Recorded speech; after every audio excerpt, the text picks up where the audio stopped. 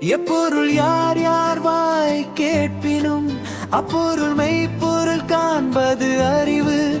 எதிரதா காக்கும் அறிவினார்க்கு இல்லை அதிர வருவதோர் நோய். வினை திட்பம் என்பது ஒருவன் மன